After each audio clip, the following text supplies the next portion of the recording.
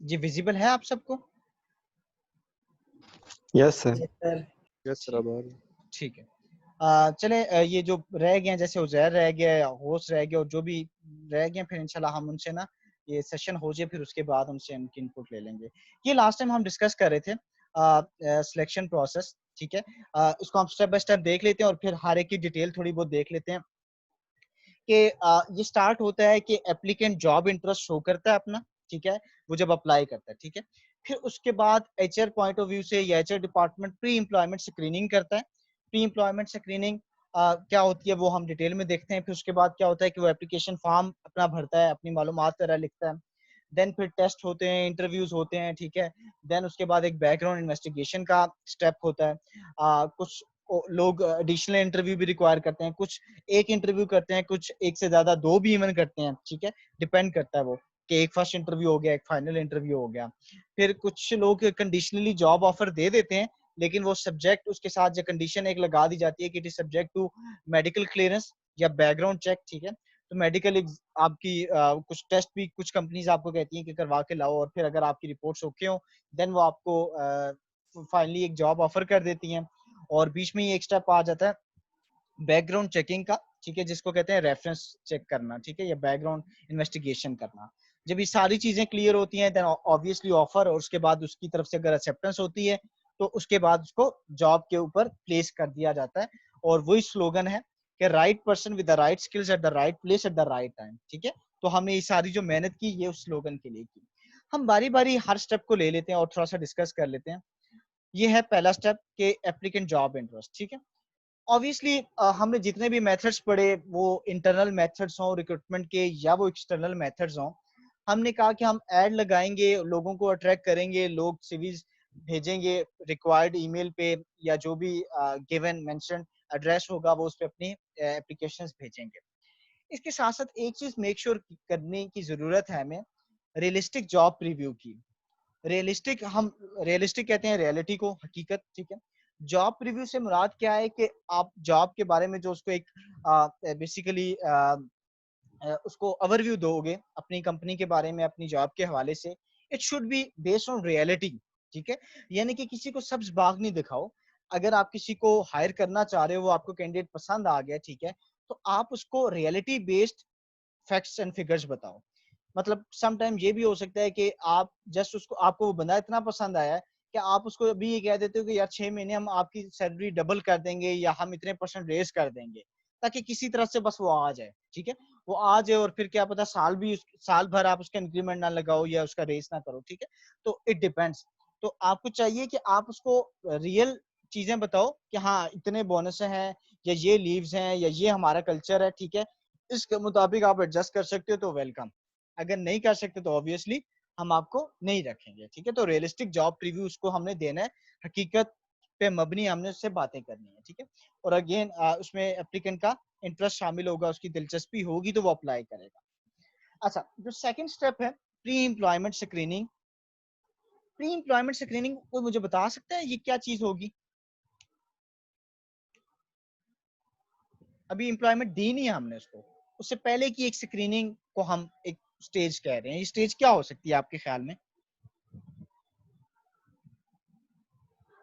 Sir जैसे जो उसकी डिग्रीज हैं या उसकी क्वालिफिकेशन है उसको देखें हम कि वो हमारी जॉब जो हमने जॉब दी हुई है हमारी ऑर्गेनाइजेशन में जो जॉब है उस पर वो रिलाई कर रहे हैं या नहीं।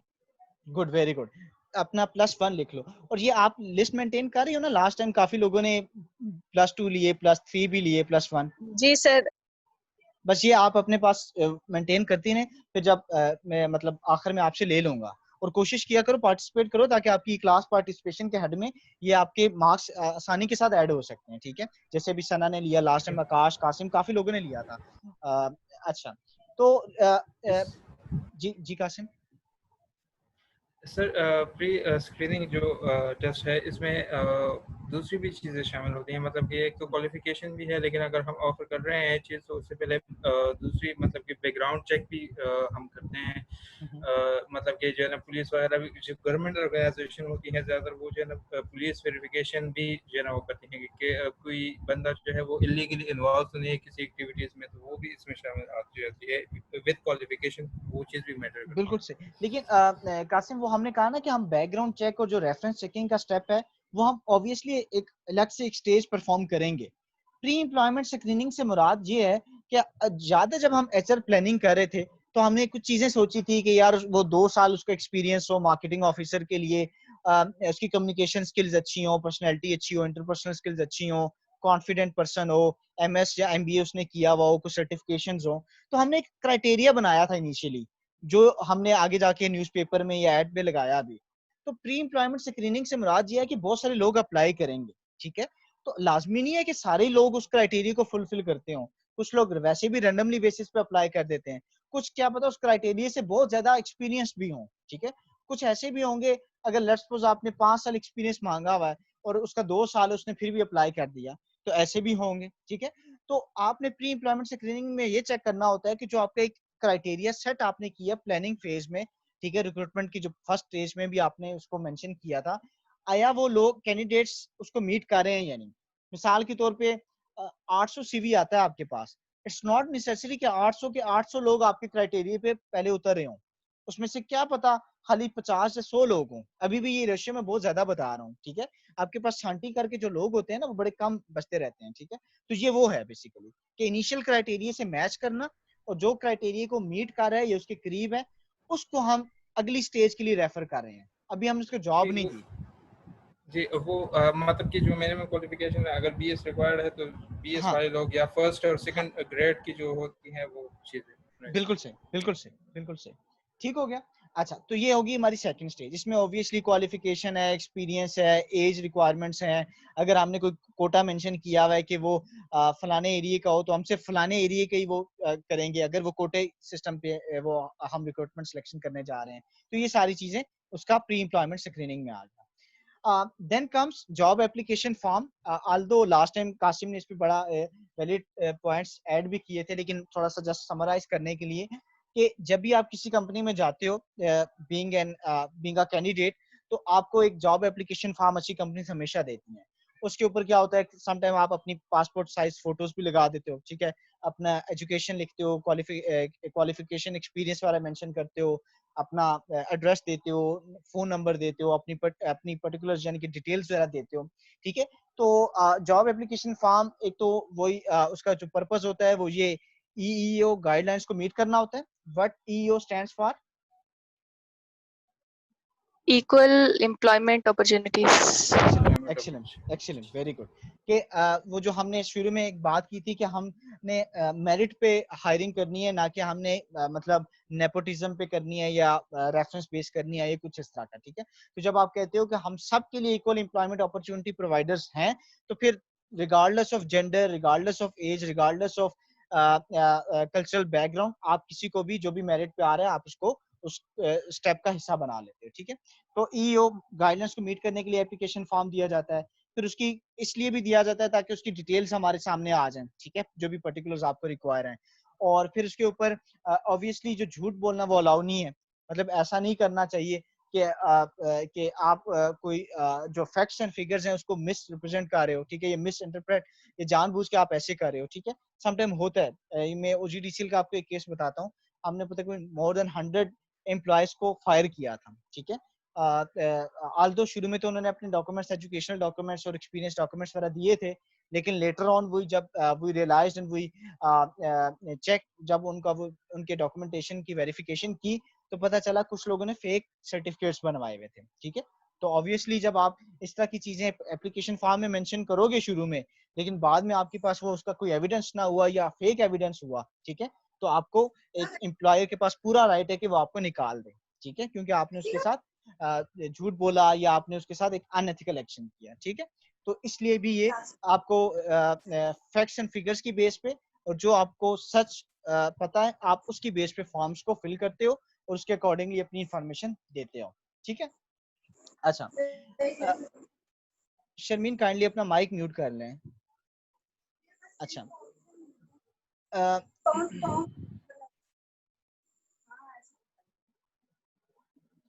अच्छा, देन अगेन ये वही जॉब एप्लीकेशन फॉर्म से रिलेटेड इंफॉर्मेशन है। ये बड़ी इंपॉर्टेंट स्लाइड है, ठीक है, इसको थोड़ा सा गौर से समझिएगा कि आप लोगों ने देखा होगा कि एचआर डिपार्टमेंट हो या कोई भी कंपनी में जब आप टेस्ट इंटरव्यू देने जाते हो तो लाजमी नहीं है कि एक ही किस्म का टेस्ट हो, डिपेंड करता है जॉब की नेचर पे भी, कंपनी टू कंपनी भी वेरी करता है, ठीक है।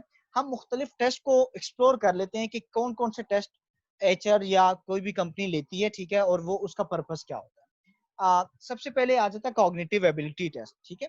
ये टेस्ट इसलिए लिया जाता है, ठीक है, कि बंदे की जो मेंटल एबिलिटी है या रीजनिंग है वो जानी जा सके। मैं मिसाल देता हूँ, जैसे वो आप लोगों ने नेट का टेस्ट दिया होगा होपफुली, जिसमें वो एनालिटिकल एक पोर्शन होता है कि मिसाल के तौर पे एक गाड़ी है और उसकी सीटिंग अरेंजमेंट ऐसी है कि A B C D E 4 लोग हैं और ए ई के साथ नहीं बैठ सकता, बी सी के फ्रंट पे बैठेगा, कुछ इस तरह की उन्होंने कुछ आपको कंडीशंस दी हुई होती हैं और देन उसके नीचे कुछ क्वेश्चंस होते हैं जो आपने रिस्पॉन्ड करने होते हैं, ठीक है।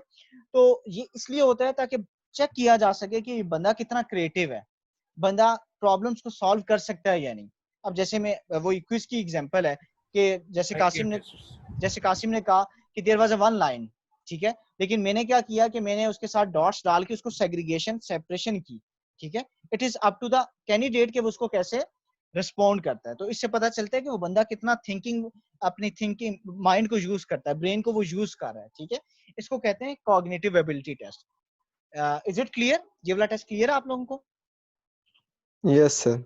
यस ठीक, सर। सर ठीक है। इसमें वो वाला टेस्ट तो नहीं होता क्या बोला, जिसमें मैंने एक देखा है कि ना वो आपसे एक दफ़ा इंटरव्यू लेते हैं, फिर थोड़ी देर बाद दोबारा इंटरव्यू लेते हैं, वो ये चेक करना चाहते हैं कि ये आंसर जो हैं वो सेम ही देता है, क्वेश्चंस के चेंज करता रहता है, ये इस तरह का कोई टेस्ट वगैरह तो नहीं होता है इसमें? नहीं हसन, अभी हम इंटरव्यू की स्टेज पे नहीं पहुंचे, we are just talking about test. अभी हम मुख्तलिफ किस्में पढ़ेंगे ना टेस्ट की, तो आपको डिफरेंट टेस्ट भी समझ आ जाएंगे और जब हम इंटरव्यू की स्टेज पे जाएंगे ना तो इंटरव्यूज भी मुख्तलिफ किस्म के होते हैं, फिर हम उसको भी क्लियर कर लेंगे, ठीक है।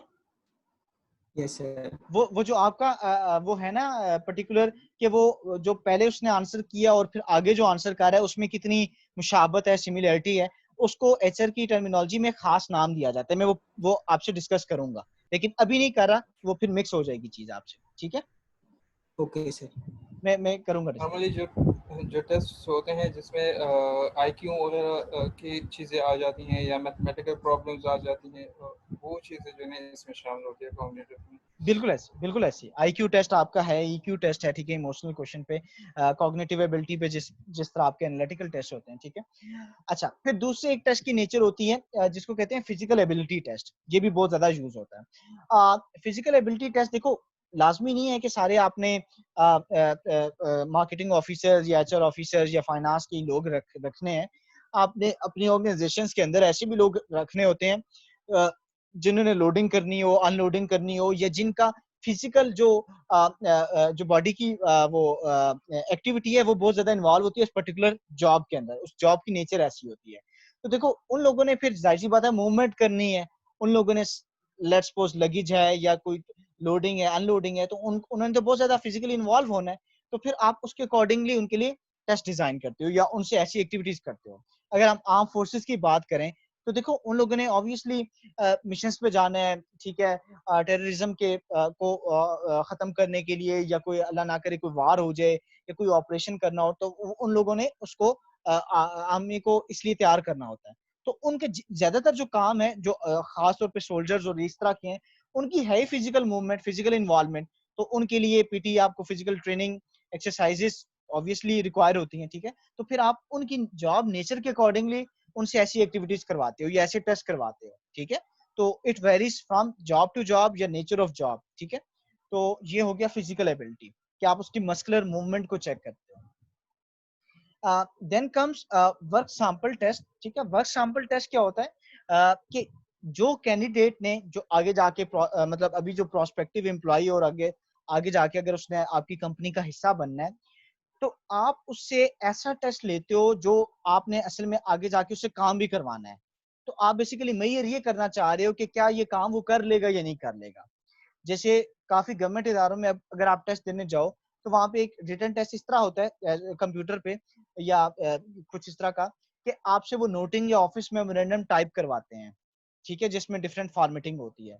वो क्यों करवा रहे हैं? क्योंकि उनको पता है कि यार ये बंदा यहाँ पे जब आएगा तो शायद इसको इस तरह की टाइपिंग या नोटिंग या अप्रूवल्स वगैरह लेने पड़े, तो इसकी टाइपिंग स्पीड कैसी है, इसको ये फॉर्मेटिंग आती है, ये नहीं टैब लगा सकता है, ये नहीं हेडर फुटर लगा सकता है, ये नहीं, ठीक है। तो आप उससे इस तरह के टेस्ट लेते हो जो उससे आगे जाके आपने परफॉर्म करवाने होते हैं।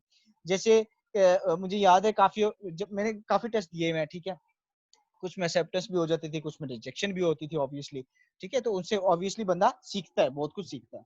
तो वहां पे ऐसे भी टेस्ट होते थे कि आप लेट्स सपोज आपके बॉस की या आपकी किसी कोलीग की बर्थडे है, तो आपने ईमेल ड्राफ्ट करनी है और आपने विश करना है उसको एचआर के बिहाफ पे, ठीक है, तो आप ईमेल ड्राफ्ट करो।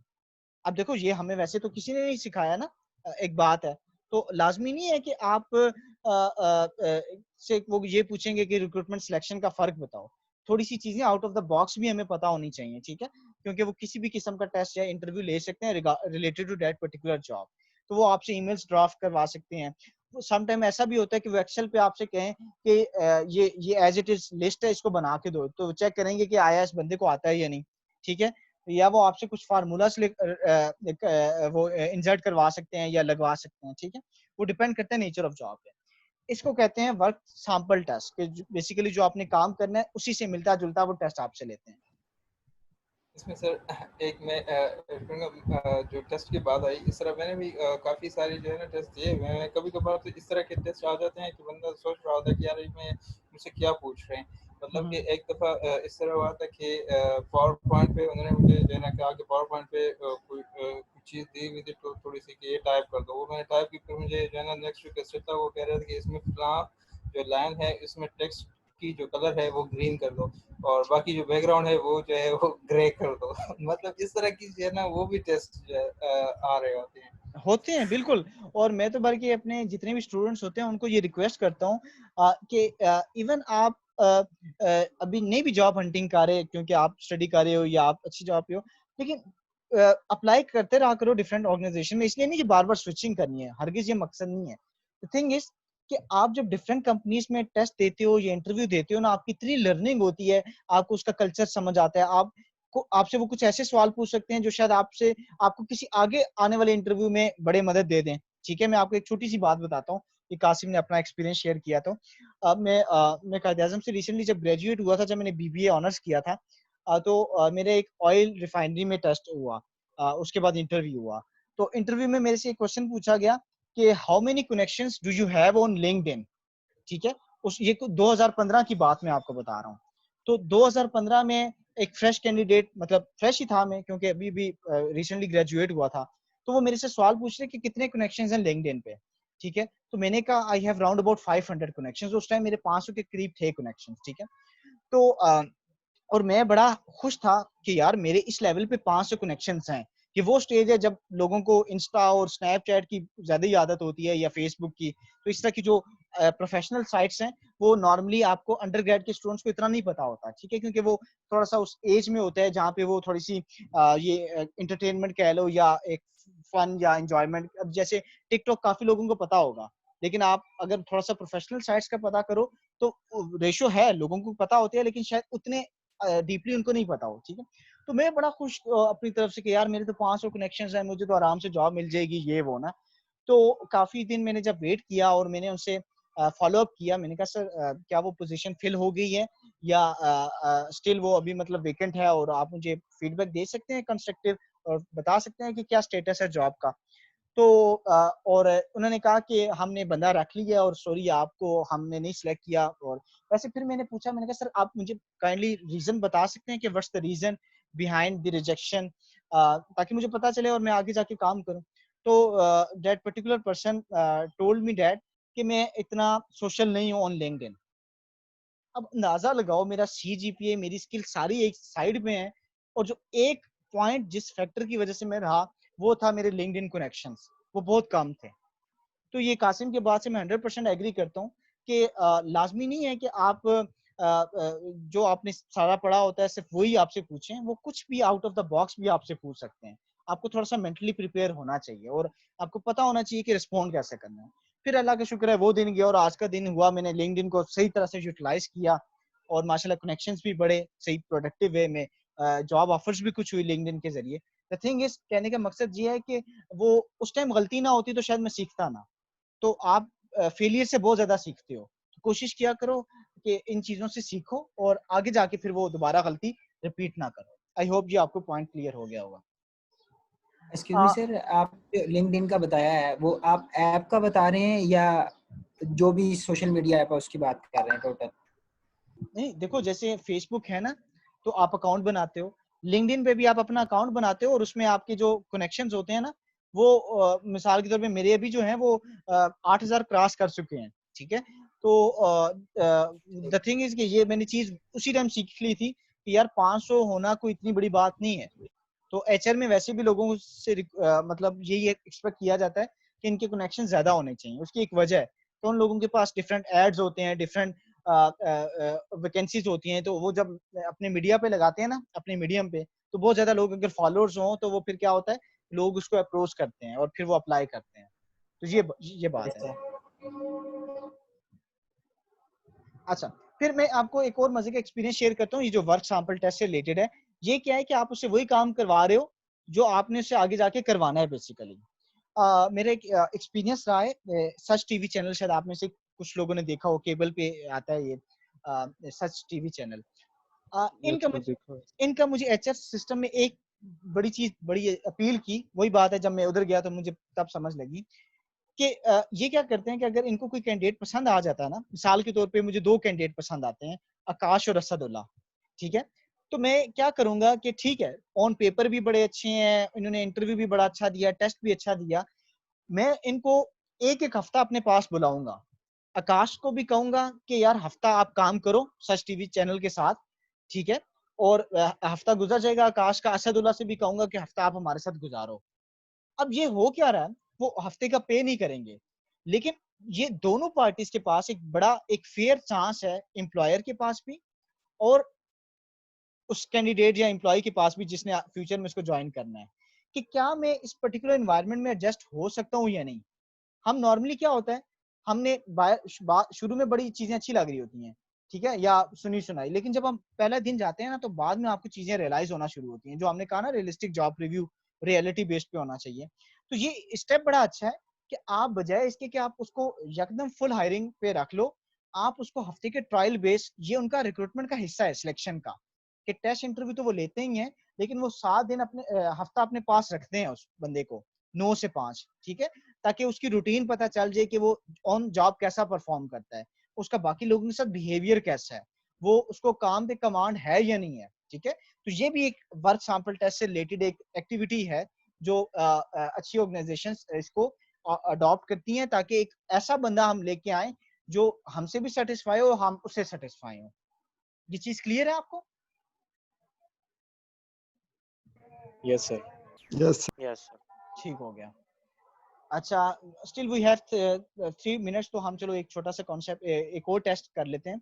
आप लोगों ने देखा होगा आजकल किसी कहीं शायद आपने अप्लाई किया हो, तो आपकी ये पर्सनैलिटी असेसमेंट टेस्ट भी होते हैं, ठीक है। उसकी दो मुख्तलिफ टाइप्स हैं पर्सनैलिटी को असेस करने की, ठीक है।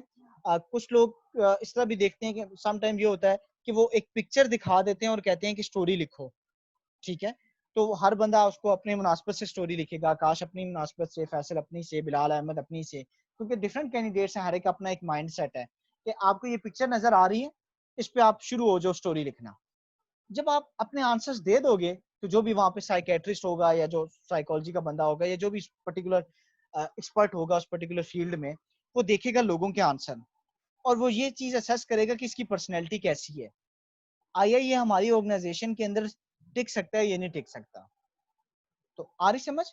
बहुत सारी चीजें अब एडवांस हो गई हैं। ये नया टेल वाले क्या करते हैं कि इनका मुख्तलिफ टेस्ट होते हैं, एजुकेशन से रिलेटेड वर्क सैंपल टेस्ट भी होते हैं, लेकिन एक टेस्ट उनका इस पे भी होता है, साइकोलॉजी पे भी होता है, ठीक है, कि ये बंदे की साइकी कैसी है। और इवन कुछ कंपनीज तो आप इंटरव्यू में साइकेट्रिस्ट भी बिठाती हैं, खासतौर पे ये कासिम जिस इदारे से है, स्पार्को हो गया, ये जो एटॉमिक एनर्जी के इदारे हो गए, जितने भी मेजोरिटी गवर्नमेंट के ऑर्गेनाइजेशंस जो हैं, इदारे हैं, वो साइकेट्रिस्ट को पैनल का हिस्सा बनाते हैं ताकि वो साइकी चेक करे ये बंदा हमारे साथ स्टे कर सकेगा या नहीं कर सकेगा। जी कासिम। जी साइकाट्रिस्ट भी सर बैठा होता है। मैं जोंग में जो सिचुएशन है जजमेंट टेस्ट के बारे में है, जोंग में एक दफ़ा मेरा हो रहा था तो मैं टेस्ट वहाँ पे दिया होता, तो उन्होंने जो क्विज में कुछ क्वेश्चन डाले हुए थे वो केस स्टडी बेस पे थे, जजमेंट चेक करने के लिए कि मतलब एम्प्लॉयज़ अगर आपके हैं HR सेक्रेटरी थोड़ा सा, तो अपने आपके अंडर अगर लोग हैं जो कि काम कर रहे हैं आपके अंडर, आपकी टीम का हिस्सा है, तो अगर उनकी कोई ग्रीवेंस है या आपस में कोई एक दूसरे के साथ जो है ना वो चीज़ है, एक सिचुएशन उन्होंने बनाई हुई थी और वो लगाई हुई थी, तो आपकी उसके अगेंस्ट रिस्पॉन्स फिर क्या होगा, वो आपने अपनी तरफ से जो है ना खुद लिखनी होती थी, जो भी आपके माइंड में आ रहा था कि उसको इस तरह की इशू को आप किस तरह हैंडल करोगे, तो वो डाल के जो है ना आंसर करना था। तो वो चीज़ ही थी जिसकी वजह से जो है ना वो आपकी जजमेंट चेक कर रहे होते थे कि आपकी जो है ना किस बंदे की तरफ किस तरीके से रिस्पॉन्स होगा, या कौन सा गलत है या कौन सा सही है, वो चीज़ जो है ना उसमें चेक की जाती थी। बिल्कुल तो सही, ये भी एक बिल्कुल ऐसी है, होता है बिल्कुल ऑर्गेनाइजेशन में, इस तरह भी इम्प्रूव करते हैं। बिल्कुल ऐसी है। मैंने कहा ना कि आजकल डिफरेंट ऑर्गेनाइजेशंस बड़े इस तरह के मेजर्स ले रही हैं ताकि हम जब इतना पैसा लगा रहे हैं एड्स पे, इंटरव्यूज पे, टेस्ट पे, तो एटलीस्ट बंदा तो हम वो लेके आए ना जो मतलब कल को हमारे लिए बड़ा प्रोडक्टिव साबित हो। तो ये सारे स्टेप्स इसीलिए लिए जा रहे हैं ताकि right person with the right skills at the right place at the right time हो। ठीक है, हम ब्रेक कर लेते हैं। ठीक है, इंशाल्लाह वी विल जॉइन। क्या टाइम हो रहा है? 7:24।